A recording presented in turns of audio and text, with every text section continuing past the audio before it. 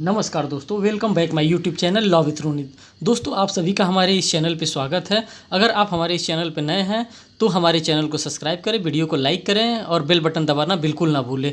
ये हमारा पार्ट 2 है, आईपीसी का पार्ट 2 है। एपीओ क्वेश्चन पेपर हम लोग सॉल्यूशन कर रहे थे, तो ये पार्ट 2 है। इस पार्ट 2 में हम क्वेश्चन स्टार्ट करने वाले हैं।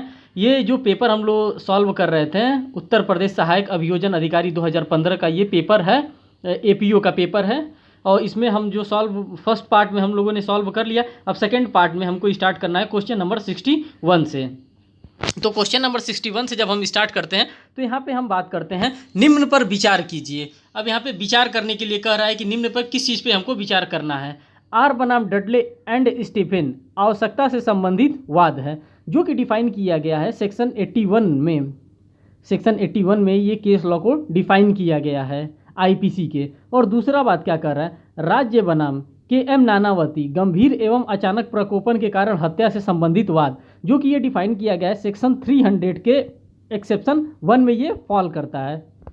ये जो केस लॉ है सेक्शन 300 के 1 में फॉल करता है के.एम. नानावती का। तो यहाँ पे जो आंसर हमारा बताया जा रहा है, फर्स्ट एंड सेकंड दोनों सही है। जो आर बनाम डडले एंड स्टीफन की बात है वो सेक्शन 81 नेसेसिटी से संबंधित है, और जो सेकंड है हमारा ग्रेव एंड सडन प्रोवोकेशन से संबंधित है सेक्शन 301 में। तो अब इसके बाद से अब हम नेक्स्ट क्वेश्चन पे चल रहे हैं। जो हमारा नेक्स्ट क्वेश्चन है वो क्वेश्चन नंबर 62 है। अब क्वेश्चन नंबर 62 क्या कह रहा है, क को ख से गंभीर और अचानक प्रकोपन मिला और उसने साशय य की मृत्यु कारित कर दी। य ख का भाई है, कौन ने अपराध किया है। अब यहाँ पे पूछा जा रहा है कौन ने किस चीज़ का अपराध किया है। तो यहाँ पे जो बात हो रहा है कौन ने हत्या का अपराध किया, जो यहाँ पे बताई जा रही है। जो कौन ने अपराध किया है वो हत्या के लिए अपराध किया है। अब हत्या के अपराध में क्या क्या आ रहा है, क्या चीज़ें शामिल हैं, उसके बारे में मैं यहाँ पे बताने वाला हूँ। तो जो सबसे पहले आ रहा है हत्या, जो कि डिफाइन किया गया आईपीसी के सेक्शन 300 में। फिर आपराधिक मानववध, जो हत्या नहीं है, जो कि डिफाइन किया गया है आईपीसी के सेक्शन 299 में। फिर बात किया जा रहा है घोर उपहति का, जो कि डिफाइन किया गया है आईपीसी के सेक्शन नंबर 320 में। फिर हत्या के प्रयत्न का, जो कि डिफाइन किया गया आईपीसी के 307 में। ये जो सेक्शन बताने का पर्पज़ है हमारा यही है कि आप लोगों को सेक्शन कम से कम लर्न हो जाए कि हाँ किस सेक्शन में क्या बातें बताई गई हैं। अब जो यहाँ पे डिफाइन किया गया है कि क्या क्या कौन कौन से अपराध हैं, उसके बारे में हम इस डिस्क्रिप्शन बॉक्स के माध्यम से चर्चा करने वाले हैं आपके साथ। ठीक, तो यहाँ पे बताया जा रहा है गंभीर तथा अचानक प्रकोपन के बारे में प्रावधान किया गया है। गंभीर तथा अचानक प्रकोपन के बारे में प्रावधान धारा 300 के पहले अपवाद में किया गया है, जो कि पहले फर्स्ट एक्सेप्शन में किया गया है।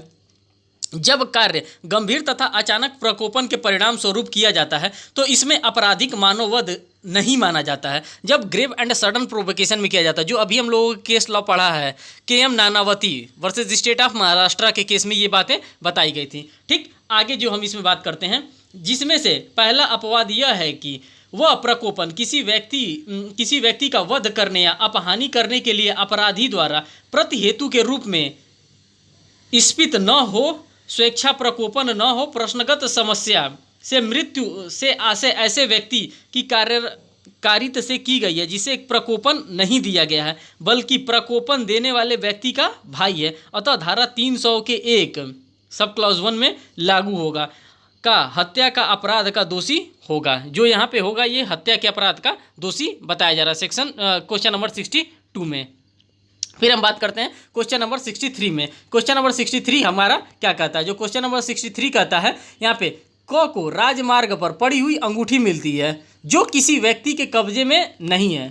जो अंगूठी मिलती है वो किसी व्यक्ति के कब्जे में नहीं है। यहाँ पे नहीं शब्द से आप ध्यान दीजिएगा, नहीं है, वह उसे अपने लिए रख लेता है। क कारित करता है, क्या कारित करता है, चोरी करता है, जो कि डिफाइन किया गया है आईपीसी के सेक्शन 378 में। जो बी ऑप्शन है आपराधिक दुर्विनियोग करता है।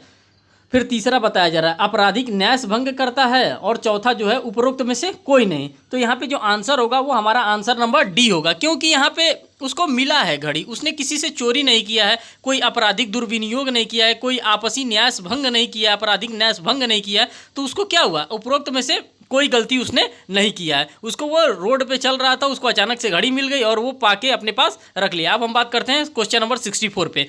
क ख की भूमि पर स्थित पेड़ को बेईमानी से ले जाने के इरादे से, बेईमानी से ले जाने के इरादे से ख की अनुमति के बिना काट डाला। क ने कौन सा अपराध किया? यहाँ पे अब समझने वाली बात है कि दूसरे का पेड़ किसी दूसरे के द्वारा काट लिया गया, उसने कौन सा अपराध किया? तो पहला यहाँ पे ऑप्शन है ए, कोई अपराध नहीं किया जब तक कि पेड़ ले जाया न जाए। यहाँ पे बताने का काम किया जा रहा है कि जब तक पेड़ वो काट दिया, पेड़ जब तक ले नहीं जा रहा है तब तक कोई अपराध नहीं किया, पहला ऑप्शन है। दूसरा ऑप्शन जो बताया जा रहा है, संपत्ति के आपराधिक दुर्विनियोग का अपराध किया गया, जो बी यहाँ पे ऑप्शन बताया जा रहा है। सी ऑप्शन क्या कर रहा है, आपराधिक न्यास भंग का अपराध किया। जो डी ऑप्शन बताया जा रहा है, चोरी का अपराध किया है। डी ऑप्शन ही हमारा जो होगा वो सही ऑप्शन होगा, क्योंकि यहाँ पे चोरी की बात की जा रही है। किसी का संपत्ति बेईमानी से अगर किसी के द्वारा काट लिया जाता है, ले लिया जाता है, तो उसे चोरी की संपत्ति, चोरी का चीज माना जाता है कि ये संपत्ति चोरी किया गया है, किसी से बिना बताए उसकी संपत्ति ले ली जाती है। जो चोरी डिफाइन किया गया है आईपीसी सेक्शन 378 में डिफाइन किया गया। अब हम इसके डिस्क्रिप्शन को पढ़ते हैं। को चोरी के आशय से,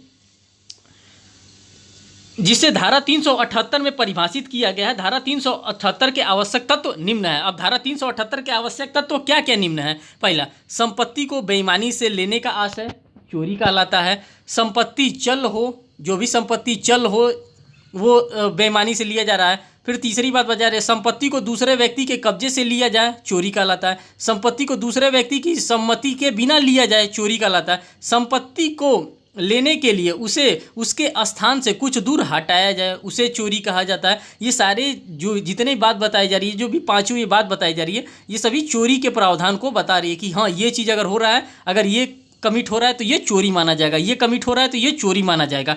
जब तक कि कोई वस्तु भूबद्ध रहती है, जब तक वो जमीन से जुड़ी रहती है, जंगम संपत्ति न होने से चोरी का विषय नहीं होता है। परंतु यही वह भूमि से पृथक की जाती है, यानी कि भूमि से पेड़ को काट दिया जाता है, वह चोरी का विषय होने के योग्य हो जाता है। अतः वहाँ पर जैसे ही कौन ने इस प्रकार लेने के आशय से उस वृक्ष का पृथक किया, वह चोरी का अपराध का दोषी हो गया, वह चोरी के अपराध का दोषी हो गया। इस क्वेश्चन में यही बताया गया है। अब हम बात करते हैं नेक्स्ट क्वेश्चन की, क्वेश्चन नंबर 60। अभी तो हमने 64 डिफाइन किया, हम 65 की बात करते हैं। 65 में अब क्या कहा जा रहा है? परिवार नियोजन का विशेषज्ञ होने का दावा करने वाले एक व्यक्ति कौन ने य को कुछ रसायन दिया। रसायन का उपयोग करने से यौन के गर्भ में पल रहे बच्चे का गर्भ में मृत्यु हो गई। कौन ने कौन सा अपराध कारित किया है? पहला जो ऑप्शन दिया है यहाँ पे, कोई अपराध नहीं। जो पहला यहाँ पे ऑप्शन दिया जा रहा है वो उसमें बताया जा रहा है ए ने कौन ने कोई अपराध नहीं किया। दूसरा बताया जा रहा है हत्या का अपराध किया गया है। तीसरा बताया गया है आपराधिक मानववध, जो कि हत्या नहीं है। और चौथा बताया जा रहा है गर्भपात कारित करने का अपराध किया गया। यहाँ पे 4 ऑप्शन दिया गया है। जो हमारा सूटेबल और एप्रोप्रिएट ऑप्शन होगा, जो हमारा आंसर होगा, वो आंसर हमारा डी होगा।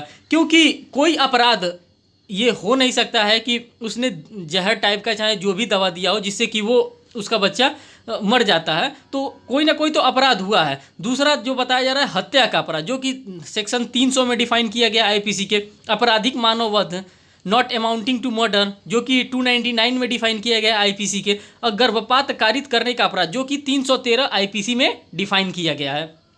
अब इसको हम डिफाइन करते हैं कि इसमें क्या कहा जाता है और किस लिए ये कहा गया है। तो इसमें जो धारा 313 के अनुसार जो कोई उस स्त्री की सम्मति के बिना गर्भपात कारित करेगा, वो आजीवन कारावास से या दोनों में से किसी भांति के कारावास से जिसकी अवधि 10 वर्ष तक की हो सकेगी। यहाँ पे बताया गया बाकायदे 10 वर्ष तक की अवधि हो सकेगी, दंडित किया जाएगा और जुर्माने से भी दंडनीय होगा। इस प्रश्न में रसायन परिवार नियोजन के लिए दिया गया था, अतः स्पष्ट है कि स्त्री की सम्मति नियोजन के बारे में थी, गर्भपात के बारे में नहीं थी। यहाँ पे स्पष्ट रूप से बताया जा रहा है कि परिवार नियोजन के लिए थी। वो जब गर्भ धारण किए तो गर्भपात कराने के लिए वो दवा नहीं थी। इसका जो आंसर होगा वो गर्भकारित करने के अपराध के लिए धारा 313 का होगा 65 में। अब हम बात करते हैं नेक्स्ट क्वेश्चन 66 की। जो 66 वाला क्वेश्चन है इसमें बताया जा रहा है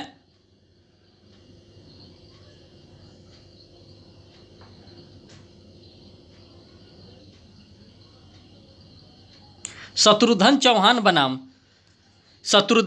बनाम भारत संघ 2014 का मामला है। SCC सुप्रीम कोर्ट केसेस, वाद किससे संबंधित है। जो यहाँ पे ये जो वाद डायरेक्ट केस पूछ लिया गया है कि ये केस लॉ किससे संबंधित है। फांसी की सजा को आजीवन कारावास में बदलने से ये संबंधित है। जो ये केस लॉ पूछा जा रहा है, शत्रुघ्न चौहान बनाम भारत संघ 2014 का मामला है। ये फांसी की सजा को आजीवन कारावास में तब्दील करने के लिए ये केस लॉ लाया गया था। तो यही इसका ऑप्शन सही है। फिर हम बात करते हैं क्वेश्चन नंबर 67 में, निम्न में से किस वाद में अभी हाल ही में उच्चतम न्यायालय ने एक आपराधिक संविधि में प्रकृति विरुद्ध अपराध की संवैधानिक सिद्धता की है। नेशनल लीगल सर्विस अथॉरिटी बनाम भारत संघ, पहला ऑप्शन यहाँ पे बताया जा रहा है, नेशनल लीगल सर्विस अथॉरिटी बनाम भारत संघ। ये ट्रांसजेंडर के लिए आया था। ये जो मामला आया था ये हमारे प्रकाश में आया था, ट्रांसजेंडरों को लेकर के ये मामला आया था। फिर दूसरा जो यहाँ पे ऑप्शन दिया जा रहा है, दूसरा ऑप्शन है चारू खुराना बनाम भारत संघ। फिर सी ऑप्शन दिया जा रहा है जया बहादुरी बनाम भारत संघ। और तीसरा जो चौथा ऑप्शन दिया जा रहा है सुरेश कुमार कौशल बनाम नाज फाउंडेशन, जो कि धारा 377 आईपीसी के सेक्शन 377 से संबंधित है। जो कि आईपीसी का 377 तो था वो अननेचुरल सेक्स को बढ़ावा दे रहा था। इसमें यह बताया जा रहा है इस सेक्शन को पार्सली अनकॉन्स्टिट्यूशनल कर दिया गया है सुप्रीम कोर्ट ऑफ इंडिया के द्वारा। तो जो यहाँ पर क्वेश्चन जो होगा, जो आंसर होगा वो हमारा डी वाला ही आंसर सही होगा। फिर हम बात कर रहे हैं क्वेश्चन नंबर 68 का। ऑन इंटरमीडिएट के जाली अंक पत्र के आधार पर बीए परीक्षा में बैठने के लिए आवेदन किया, किंतु परीक्षा आरंभ होने के पूर्व ही जाली अंक पत्र पकड़ लिया गया और किस प्रकार का दोषी किया, किस प्रकार का उसने गलती किया। क्वेश्चन नंबर 68 की बात हम कर रहे हैं। अब यहाँ पे 4 ऑप्शन दिए हैं, इन चारों ऑप्शन को हम एनालिसिस करेंगे कि क्या क्या इसमें कहा गया है। ए, छल का अपराध किया है, छल के बारे में बताया गया ऑप्शन ए में। ऑप्शन सी में बताया गया आपराधिक न्यास भंग का अपराध किया गया, ऑप्शन सी है। ऑप्शन बी में बताया गया छल के प्रयत्न का अपराध किया गया है और ऑप्शन डी में बताया उक्त में से कोई नहीं अपराध किया गया। तो जो हमारा ऑप्शन यहाँ पे माना गया है वो ऑप्शन बी माना गया है, छल के प्रयत्न का अपराध किया गया है। अब इसके ऑप्शन को हम एनालिसिस करेंगे। प्रश्नगत समस्या अभयानंद बनाम बिहार राज्य के वाद पर आधारित है। यहाँ पर छल करने के प्रयत्न का दोषी होगा यदि वह अपने प्रयास में सफल हो गया तो धारा 415 के अधीन छल का दोषी होगा। इस क्वेश्चन में यही बताया गया है कि अगर वो अपने प्रयास में सफल हो जाता तो वो छल का दोषी पाया जाता, लेकिन अभी वो छल का प्रयत्न का दोषी पाया गया। क्वेश्चन नंबर 68 में ये बातें बताई गई हैं। अब हम बात करेंगे क्वेश्चन नंबर 69 की। क्वेश्चन नंबर 69 में क्या बात कही गई है,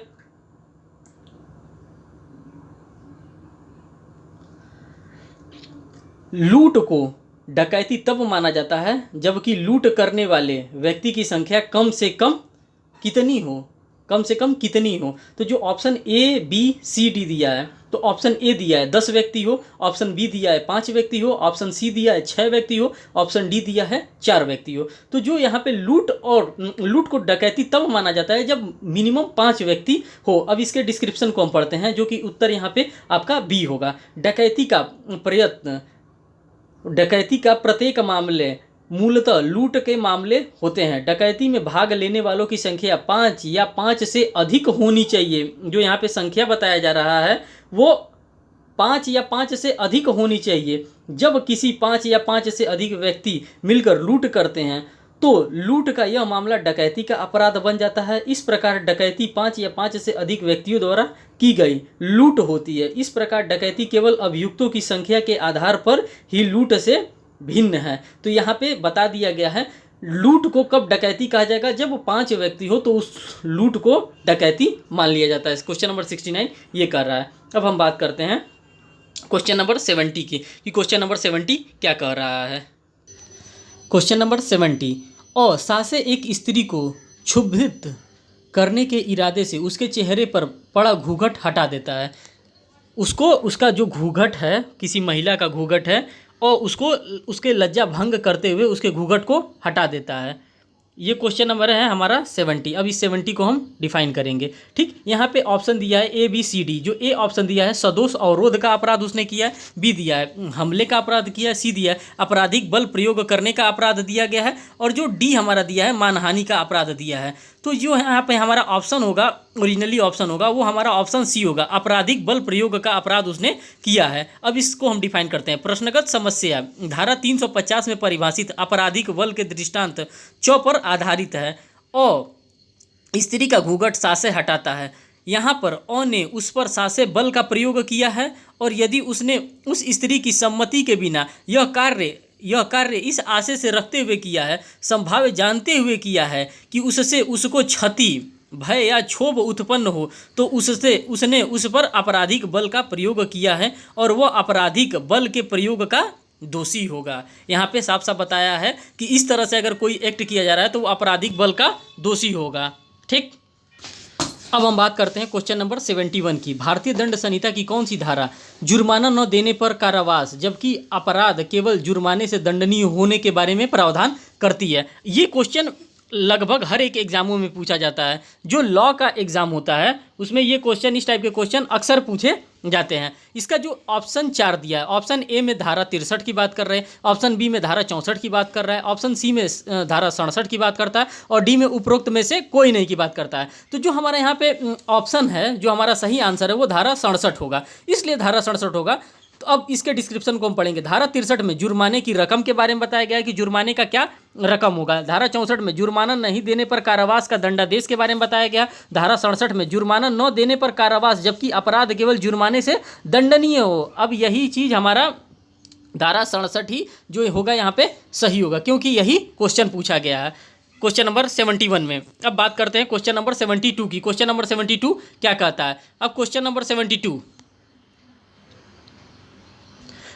72 करता है, भारतीय दंड संहिता की निम्नलिखित में से कौन सी धारा बंदी के एकांत परिरोध के लिए प्रावधान करती है? यहाँ पे भी 4 ऑप्शन दिया है। ए ऑप्शन में बताया गया धारा 71, बी में धारा 72, सी में धारा 73, और डी में उपरोक्त में से कोई नहीं। यहाँ पे बात की जा रही है आईपीसी की धारा 73 की, जो कि सॉलिटरी कन्फाइनमेंट की बात करता है, एकांत परिरोध की बात करता है। किस तरह से किसी भी व्यक्ति को एकांत परिरोध में रखा जाता है, किस तरह से उसका लिमिटेशन लगाया गया है। 74 में बताया गया है कि एकांत परिरोध का लिमिटेशन क्या होता है। जो 71 बताया जा रहा है, कई अपराध से मिलकर बने अपराध के लिए दंड की अवधि के बारे में बता रहा है। सेक्शन 72 बता रहा है कई अपराधों में से एक के दोषी व्यक्ति के लिए दंड, जबकि निर्णय में से यह कथित है कि यह संदेह है कि वह किस अपराध का दोषी होगा। और जो 73 बताया जा रहा है वो एकांत परिरोध के बारे में बताया जा रहा है कि एकांत परिरोध किसको कहते हैं।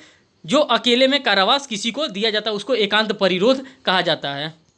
अब हम बात करेंगे क्वेश्चन नंबर 73 की।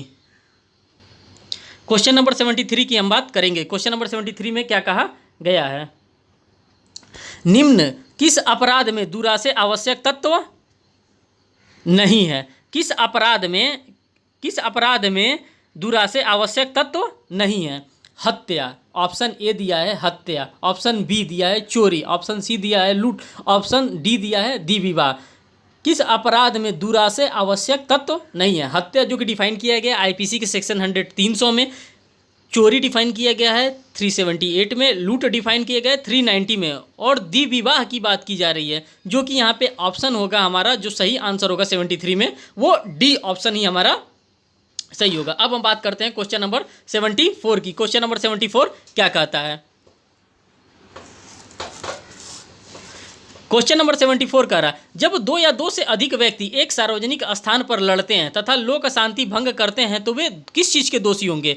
ए बलवा के दोषी होंगे, बी लूट के दोषी होंगे, सी दंगा के दोषी होंगे, डी कोई अपराध नहीं किया। तो जब 2 या 2 से अधिक व्यक्ति कहीं झगड़ा करते हैं, कहीं दंगा करते हैं, तो वो दंगा के दोषी होंगे, जो कि सेक्शन 159 में डिफाइन किया गया है। दंगा को भारतीय दंड संहिता की धारा 159 में परिभाषित किया गया है। धारा 159 के अनुसार जबकि 2 या 2 से अधिक व्यक्ति लोक स्थान में लड़कर लोक शांति में विघ्न डालते हैं तब यह कहा जाता है कि वे दंगा करते हैं। Question number 74।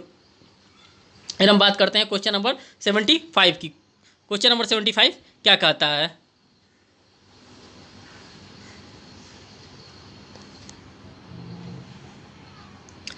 क्वेश्चन नंबर 75 में न्यायालय शब्द को परिभाषित दंड संहिता की किस धारा में परिभाषित किया गया है? पूछ रहा है कि न्यायालय जो शब्द है डेफिनेशन क्लॉज में, जो चैप्टर सेकंड में आईपीसी के चैप्टर सेकंड में हम लोग पढ़ते हैं, न्यायालय को किस सेक्शन में परिभाषित किया गया? धारा 17 में, धारा 18 में, धारा 19 में, धारा 20 में। तो जो धारा 17 में परिभाषित किया गया उसमें सरकार की परिभाषा दी गई है, गवर्नमेंट कौन होता है, गवर्नमेंट ऑफ इंडिया की बात की जाती है। धारा 18 में भारत शब्द की परिभाषा दी जा रही है कि इंडिया कहाँ पे डिफाइन है, तो सेक्शन 18 में इंडिया डिफाइन है आईपीसी में, सेक्शन 19 में न्यायाधीश मतलब जज डिफाइन है सेक्शन 19 में, और सेक्शन 20 में न्यायालय की परिभाषा को डिफाइन किया जा रहा है। ये सिंपल क्वेश्चन पूछा गया है क्वेश्चन नंबर 75 में, इंडेक्स बेस। अब बात करते हैं क्वेश्चन नंबर 76 की। क्वेश्चन नंबर 76 क्या कहता है? क्वेश्चन नंबर 76 कहता है भारतीय दंड संहिता की निम्नांकित कौन सी धारा विधि की भूल क्षम में नहीं है सिद्धांत को समाविष्ट करती है? यहाँ पे 4 ऑप्शन दिया है, ABCD, जो ए में धारा 77, बी में धारा 78, सी में धारा 79 और उक्त में से कोई नहीं, जो ऑप्शन चौथा दिया है। तो यहाँ पे जो सी ऑप्शन हमारा दिया है, प्रश्नगत प्रावधान धारा 67, 76 एवं 79 में किया गया है। धारा 79 के अनुसार कोई बात अपराध नहीं है जो ऐसे व्यक्ति द्वारा की जाए उसे करने के लिए विधि द्वारा न्याय मुक्त हो तथा तथ्य की भूल के कारण न कि विधि के भूल के कारण सद्भावनापूर्वक विश्वास करता हो कि वह उसे करने के लिए विधि द्वारा न्याय मुक्त है। तो जो यहाँ पे बात की गई है वो सेक्शन 79 की बात की गई है क्वेश्चन नंबर 76 में। अब हम नीचे अगले क्वेश्चन की बात करेंगे, क्वेश्चन नंबर 77 की।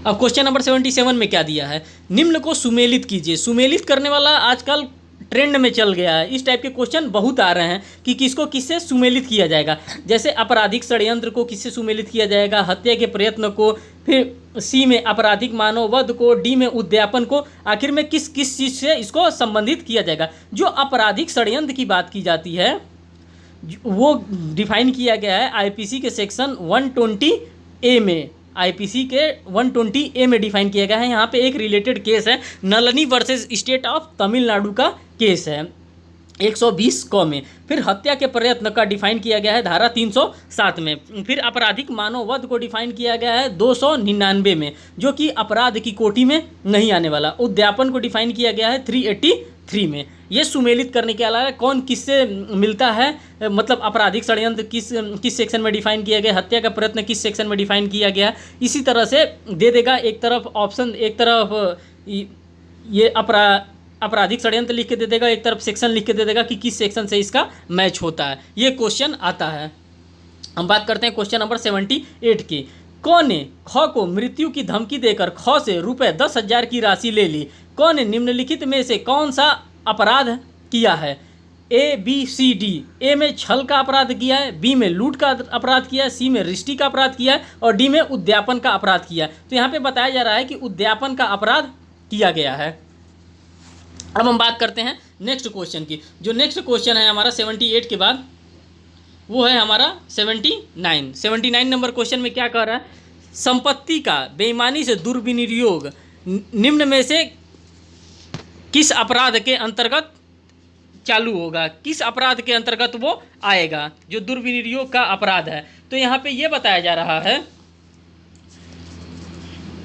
ए, ऑप्शन जो ए दिया है वो चल संपत्ति होगा, बी अचल संपत्ति, सी ए तथा बी दोनों होगा, उपरोक्त में से कोई नहीं। यहाँ पे जो ऑप्शन दिया गया है वो ऑप्शन हमारा सी वाला सही होगा, क्योंकि यहाँ पे चल तथा अचल संपत्ति की बात कही गई है कि किस तरह से चल और अचल संपत्ति को लिया जाता है। अब हम बात करते हैं क्वेश्चन नंबर 80 की बात करते हैं। क्वेश्चन नंबर 80 में क्या दिया है? क्वेश्चन नंबर 80 में दिया है भारतीय दंड संहिता की निम्नांकित किस धारा के अंतर्गत लोक मार्ग पर उतावलेपन या उपेक्षा से कोई वाहन चलाना अपराध है?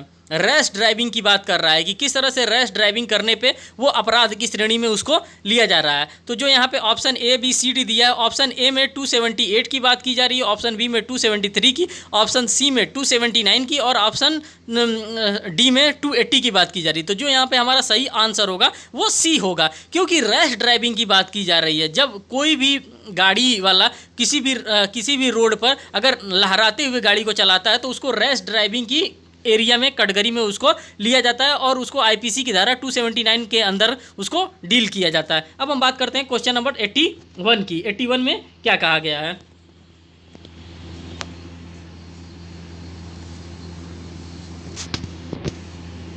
81 में देखिए, निम्न पर विचार कीजिए। अब निम्न पर विचार करने की क्या मतलब है? पहला, प्रत्येक प्रकार की लूट में या तो चोरी या उद्यापन होता है। जितने भी लूट होते हैं, प्रत्येक प्रकार के लूट में या तो चोरी होगा या तो उद्यापन होगा। दूसरा, चोरी लूट हो जाती है जब उसके साथ जीवन को जोखिम में डाल दिया जाता है। यहाँ पे दो ऑप्शन दिया गया है, दो असर्शन दिया गया है, दोनों को पढ़ना है और बताना है कौन सा सही है। तो इसमें जो ऑप्शन दिया है, जो हमारा करेक्ट आंसर होगा, पहला तथा दूसरा दोनों सही है। अब हम इसके उत्तर को देखते हैं कि क्या क्या इसमें बातें कही गई हैं। कथन 1 और कथन 2 सही है। यहाँ पे बताया जा रहा है कथन 1 और कथन 2 सही है। डकैती में लूट सम्मिलित है और लूट चोरी या उद्यापन का उग्र रूप है, अतः डकैती में चोरी और उद्यापन दोनों सम्मिलित हैं। डकैती केवल अभियुक्तों की संख्या के आधार पर लूट से भिन्न है। यह लूट से अधिक उग्र है और इसमें व्यक्तियों की अधिक संख्या के कारण आसन्न खतरे का भय बना रहता है। अब आपको ये चीज़ें समझ में आ गई होंगी कि किस तरह से यहाँ पे भय बना रहता है, इसलिए ये दोनों एक दूसरे से अलग हैं। 81 में ये बताया गया। अब हम बात करते हैं क्वेश्चन नंबर 82 की।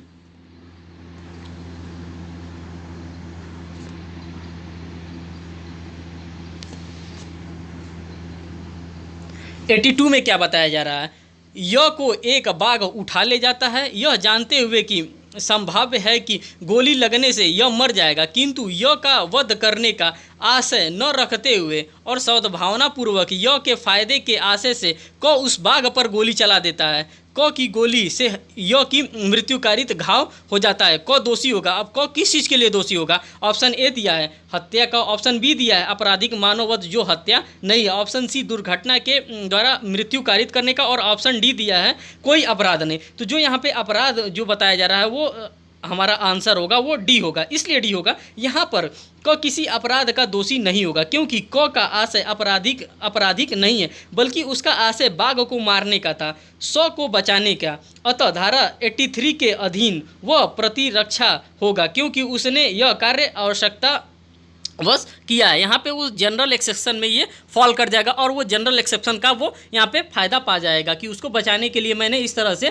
किया और उसको इस प्रकार से चोट लग गई। अब हम बात करते हैं क्वेश्चन नंबर 83 की बात करते हैं। 83 में क्या कह रहा है? भारतीय दंड संहिता, भारतीय दंड संहिता की धारा 304 ख तथा 498 क में क्या है, किस प्रकार से है? तो यहाँ पे ऑप्शन दिया है ए बी सी डी। ए में अपराध को समावेश है, अपराध में समावेश नहीं है, केवल उच्चतम न्यायालय द्वारा प्रयोग में लाई जाती है, साधारणतः प्रयोग में नहीं लाई जाती है। तो यहाँ पे उत्तर में जो हमारा होगा आंसर यहाँ पे ए होगा, अपराध में समावेशी है। ये जो 304 ख बताया जा रहा है कि ये प्रिजम्पशन मान लिया जाता है कि अगर कोई भी शादीशुदा महिला आती है अपने पति के घर, अगर वो 7 साल के अंदर मर जाती है तो ये माना जाएगा कि उसकी मृत्यु डाउरी डेथ के लिए हुआ है। और 498 में जो बताया जाता है ये क्रूएल्टी वगैरह की बात बताई जाती है कि हाँ, इसी में क्रूएल्टी के बारे में डिफाइन किया गया है कि पति के द्वारा या पति के परिवार के द्वारा या पत्नी के रिश्तेदार के द्वारा मेंटल क्रूएल्टी हो गया, फिजिकल क्रूएल्टी हो गया, किसी भी प्रकार की क्रूएल्टी के बारे में इसमें 498 क में डिफाइन किया गया है। अब हम बात करते हैं क्वेश्चन नंबर 84 के बारे में।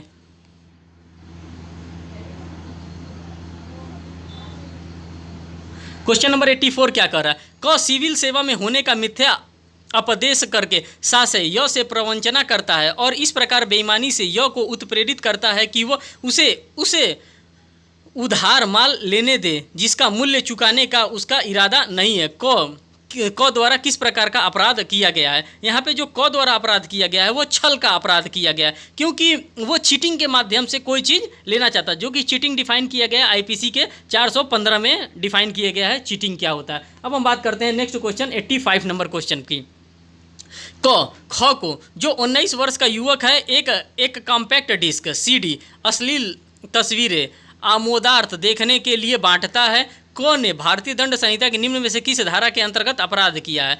ए बी सी डी। ए में 292, बी में 293, सी में 294 और डी में 295 किस प्रकार का उसने अपराध किया है। तो यहाँ पे डिफाइन किया गया है कि किस किस प्रकार का ये अपराध किया गया। जो 292 में अश्लील पुस्तक आदि का विक्रय करने के अपराध के बारे में बताया गया है। 293 में तरुण व्यक्ति को अश्लील पुस्तकों का विक्रय आदि के बारे में बताया गया है। 294 में अश्लील कार्य तथा गाने के लिए बताया गया है। और 295 में बताया गया किसी वर्ग के धर्म का अपमान करने के आशय से उपासना के स्थान की क्षति करना या अपवित्र करना 295 में बताया गया। जो हमारा यहाँ पे ऑप्शन होगा वो बी वाला ऑप्शन होगा। बी वाला ऑप्शन तरुण व्यक्तियों को अश्लील पुस्तक का विक्रय आदि के बारे में यहाँ पे बताया गया है।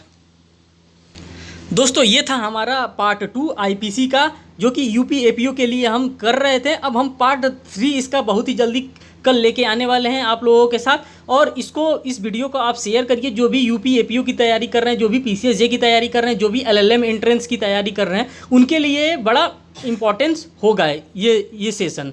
बहुत बहुत धन्यवाद दोस्तों, थैंक यू।